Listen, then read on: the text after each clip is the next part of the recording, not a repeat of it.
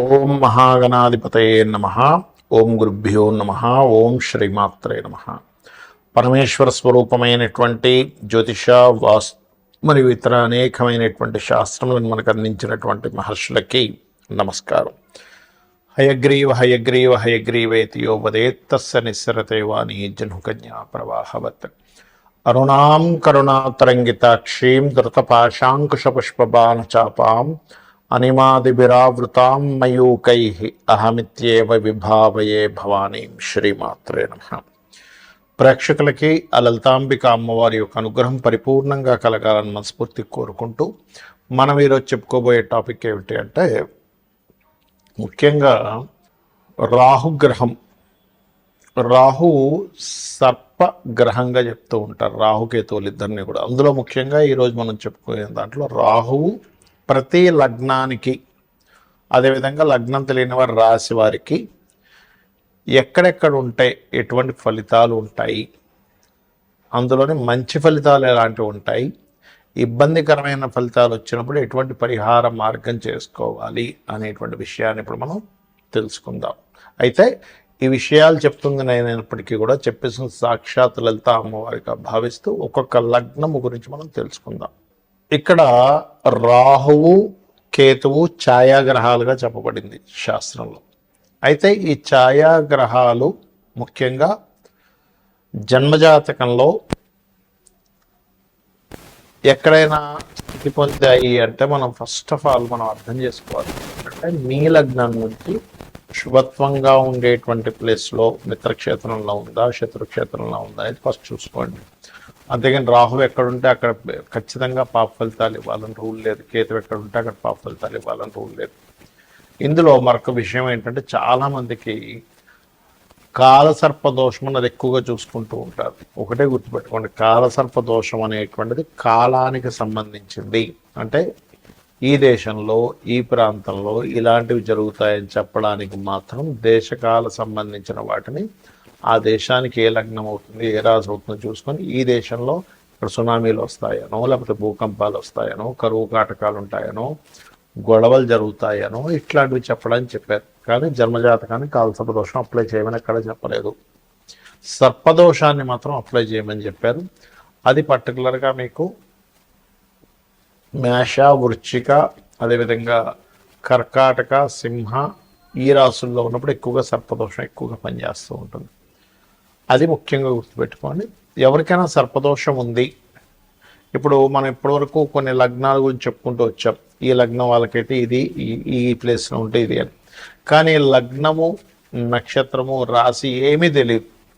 అప్పుడు ఏం చేయాలి అంటే, సింపుల్గా మీకు సర్పదోషం ఉంది లేదు అనేటువంటిది సిమ్టమ్స్ ఏమిటి అంటే, ఒకటి విపరీతమైన కోపం వస్తూ ఉంటుంది, చిన్న చిన్న విషయాలకు కోపం రావడం జరుగుతూ ఉంటుంది. సంథింగ్ నెగటివ్ ఎనర్జీ తొందరగా మీకు అట్రాక్ట్ అవుతూ ఉంటుంది సర్పదోషం ఉన్నప్పుడు. అదేవిధంగా స్త్రీలకైతే మిస్క్యారేజ్ అవ్వడము, విదేశాలకి వెళ్ళాలి అనేటువంటి ఒక సంకల్పం తీసుకొని అక్కడికి వెళ్ళిన తర్వాత అక్కడ ఇబ్బంది పడడము, లేనట్లయితే ఇక్కడి నుంచి వెళ్ళేటువంటి ప్రయత్నం చాలా మట్టుకు మీరు ఎన్నిసార్లు ప్రయత్నం చేస్తున్నా ఫెయిల్ అవుతూ ఉండడము. అదేవిధంగా అదే సర్పదోషం కనుక కొన్ని, అంటే మీకు మనం ఇప్పుడు జాతక చక్రం లేదని మాట్లాడుకుంటున్నాం కాబట్టి సప్తమ స్థానం మీద పడితే గనక ఒక్కొక్కసారి వారికి వివాహ జీవితంలోనే ఇబ్బందులు కలగడం లాంటివి జరుగుతూ ఉంటాయి. కాబట్టి మీరు దీనికి ఏం చేయాలంటే, చాలా సింపుల్గా ఎవరికైనా సరే జాతకం తెలిసినా తెలియకపోయినా సర్పదోషం ఉందంటే దాని నివారణ మార్గం ఒకటి, కాళహస్తికి వెళ్ళడం. ఆ ఈశ్వరానుగ్రహం, రాహుకేతువులు పూజతో పాటు ముఖ్యంగా అక్కడ ఈశ్వరానుగ్రహం కలగడం వల్ల కాళహస్తికి వెళ్ళిన వాళ్ళకి శుభం కలుగుతుంది, గుర్తుపెట్టుకోండి. రెండవది, నవగ్రహాలలో ఛాయాగ్రహాలైనటువంటి రాహుకేతు గ్రహాల దగ్గర దీపారాధన చేయడము. మీకు దగ్గరలో రావి చెట్టు ఉన్నట్లయితే రావి చెట్టు కిందని మనకి సర్ప ప్రతిష్ఠ చేసి ఉంటాయి కొన్ని, అక్కడికి వెళ్ళి చక్కగా ఒక చెంబు నీళ్ళల్లో పసుపు, కుంకుమ, గంధం వేసి కలిపి వాటి చుట్టూ ప్రదక్షిణాలు 3 కావచ్చు, లేనట్లయితే 11 కావచ్చు, 21 కావచ్చు, 41 కావచ్చు, ప్రదక్షిణాలు చేసి వాటి మీద ఆ సర్పముల మీద వేయడము. అదేవిధంగా సర్ప సూక్త పారాయణము వినడం కానీ చేయడం కానీ చేయాలి. మరియు దీంతో పాటు ముఖ్యంగా మీరు చేయవలసినటువంటిది రాహుకి అధిష్టాన దేవత అయినటువంటి దుర్గాదేవి యొక్క ఆరాధన, కేతువుకి అధిష్టాన దేవత అయినటువంటి గణపతి యొక్క ఆరాధన చేయాలి. అయితే ఇక్కడ ఎవరికైనా పర్టికులర్గా ఈ రాహుకేతువుల యొక్క ప్రభావం మరింత ఎక్కువగా ఉందండి, ఏం చేయాలి అని అనుకుంటే కనుక సింపుల్గా ఏం లేదు, మీరు కనీసం 6 నెలలకు ఒక్కసారైనా సరే కాళహస్తికి వెళ్ళి వస్తూ ఉండండి. ఈశ్వరానుగ్రహం ద్వారా కూడా దాని ప్రభావం పూర్తిగా తగ్గుతుంది. మరొకటి ఏంటంటే, ఈ రాహుకేతువులు గోచారంలో సంచరించేటప్పుడు కూడా మీ లగ్నం నుంచి ఎన్నో స్థానంలో సంచరిస్తున్నాడో చూసుకోవాలి.